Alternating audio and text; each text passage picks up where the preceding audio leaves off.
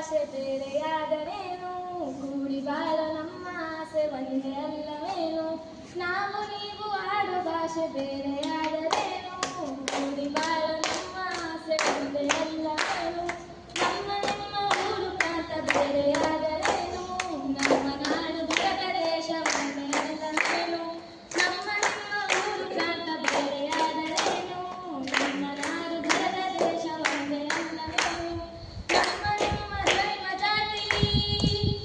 ನಮ್ಮ ನಿಮ್ಮ ಧರ್ಮ ಜಾತಿ ಬೇರೆಯಾದರೇನು, ಬದುಕು ಕೊಡುವ ಜೀವನಾಡಿ ಒಂದೇ ಅಲ್ಲವೇನು.